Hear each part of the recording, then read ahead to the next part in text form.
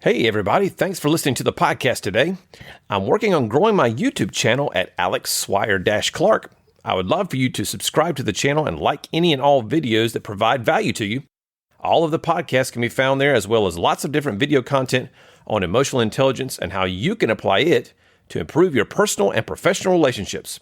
Thanks for subscribing, and now on to the show. Welcome in. Alex Swire-Clark, emotional intelligence expert, author, and award-winning speaker, here today talking about emotional intelligence. Daniel Goleman's book, so highly regarded, in the book Emotional Intelligence, speaks to 4 basic areas of emotional intelligence that we all need. And if we have those, we're going to be much better in our careers, in our personal lives, and professionally when whatever we're doing. Stay tuned to find out more.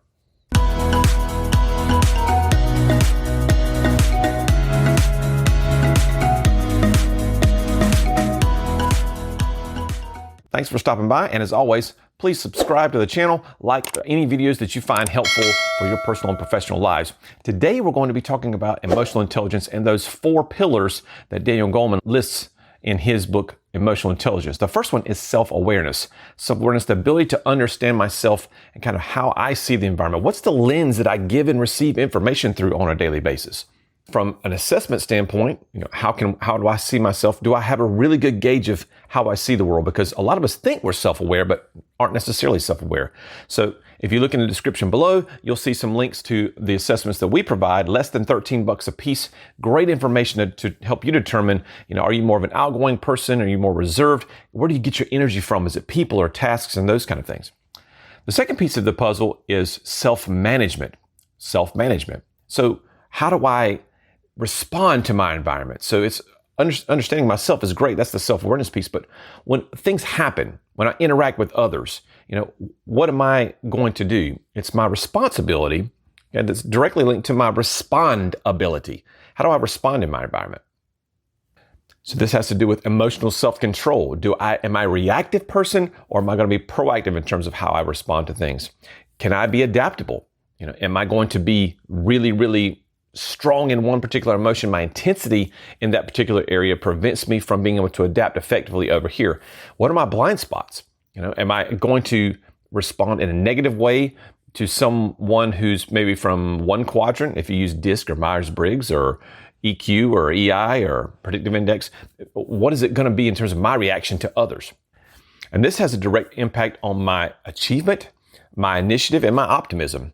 As you know, if you've been on this channel before, the high I's of the world, super optimistic people, the high C's down in that lower left quadrant, typically are more pessimists or realists. So all of these things impact that. So self-awareness and then self-management. How do I respond to my environment when I'm faced with stressful situations, positive situations, and anything that has to do with other people and those interactions? So those are talking about the self side of things. Now we move on to our interactions with others. And specifically, we're talking about social awareness, our ability to understand how other people feel, how other people react to situations, knowing that they may be different than us. So as a high IS on the DISC model, I'm a super outgoing, love everybody, care about everybody. I tell stories all the time about my childhood, especially in my book. I talk about this story of a squirrel. And so I had hit a squirrel as a young teenage driver, and I ran over him, and I was driving my little Pontiac, and I stopped on the side of the road. And he was kind of moving, but not really. And I was really concerned. And so from that standpoint, I took out my sun shield. I scooped him up off the pavement and dumped him in the car and drove him to my friend who was a veterinarian.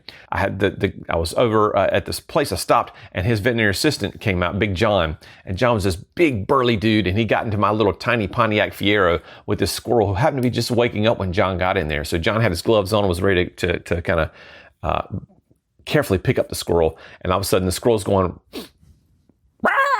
he started jumping around the car, bing boom, like a ping pong machine and a pinball machine, just going everywhere. It was pretty funny. So John finally got a hold of him. He was kind of screaming at John. We got him inside, no broken bones. Gave him a shot of penicillin, let him out in the backyard, pew, and up a tree he went. And so that's what high S's do. From a social awareness standpoint, if I'm talking to a D and I don't have that social awareness, I wouldn't know how they're going to respond to a squirrel, running over a squirrel. Would they continue on, that kind of thing? If I'm talking to a high C, and I don't have that social awareness. Would they stop? Would they analyze the situation? Do I need to pull the side of the road? Do I need to put my hazard lights on? What's the best place to take them? Why would they survive and not survive? Those kind of things. So they're always going to be analytical about things. So from that social awareness standpoint, we need to be able to understand and predict the behavior of others so that then we can get to that next step which is relationship management and that whole adaptability piece. So the fourth piece, relationship management. So how do I work with you and how do we help each other to achieve the goals that we want to, whether it be in personal or professional lives? So from that standpoint, we're talking about influence. We're talking about how to better lead others. So knowing that I'm going to get energy from a specific role, you may not get the same energy, and learning how to use these strategies to motivate others in a way that they need to be motivated, not a way I need to be motivated. I tell a story a lot in my workshops about being in a theater with my then 10-year-old daughter. And so I was, as a high S, we're very emotional folks. We're very sentimental. And so my daughter is watching the movie Tangled, the Disney movie Tangled. And so I'm sitting there in the theater as a dad, and I start to cry, but you're not supposed to cry during Tangled. Man, there's no place to cry during Tangled. Who cries during that?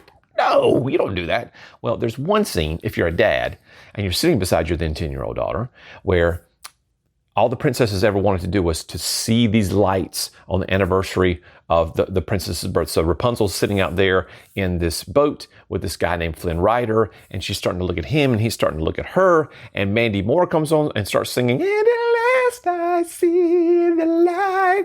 And I'm looking at my daughter, and she's going to have a boyfriend one day, and she's going to get married and have some kids. I'm going to be a granddad. And so I'm tearing up. I'm sitting beside her, and I put my hand on her, over her shoulder. I'm like, "I love you, sweetie." And she turns to me and she goes, "Damn, we're not pulling. Please get a hold of yourself. Come on." And so I start wiping off. I'm sorry. Well, my daughter's a high C, so she doesn't want the touchy-feely stuff. She doesn't like those outward signs of emotion on a typical basis. So I wasn't using my relationship management skills in those moments because I was trying to show her that I cared in a way that meant something to me, but not in a way that meant something to her.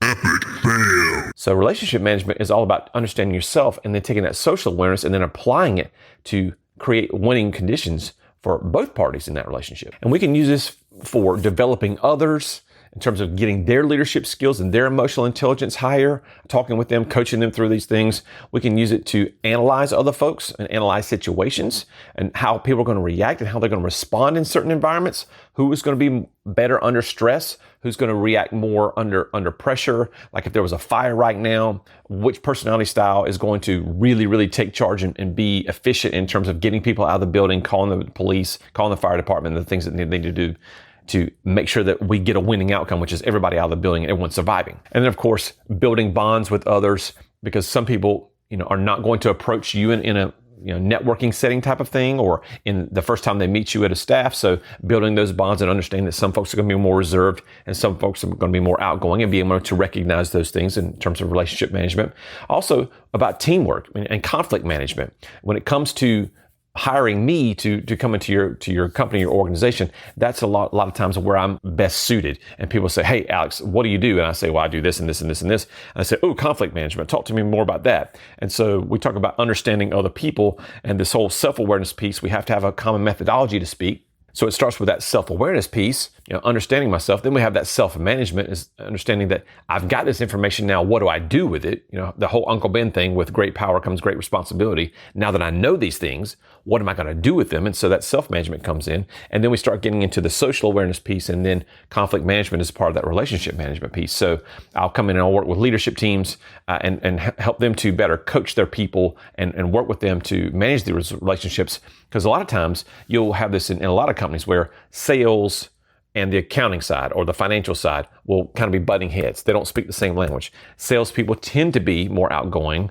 Accounting folks, the financial folks, tend to be more reserved, more on the analytical side. And so getting them to understand that neither one of them is right or wrong in terms of how they communicate, but trying to get them to meet in the middle, that's where this whole relationship management piece comes in. So that's Goleman's breakdown of emotional intelligence in those four main quadrants or four main domains that he talks about. And we talk about them all the time in my workshops, and we do it in a fun, fanatical way, woo, throwing candy and doing all the party stuff. If you want me to come in and speak to your organization, love to do that. Of course, we've got tons of information on our podcast, YouTube channel to help you out. We've got assessments that we sell. Again, see the description below if you want to book me for an engagement and or if you want to take any of those assessments. Of course, always like and subscribe to the channel. We'd love to get your feedback. What emotional intelligence questions do you have? What kinds of topics would you like to see on the channel? And how can we best tailor our message to make sure you're getting the most out of your visits when you come to our channel? So thanks so much. Take care. Have a great week.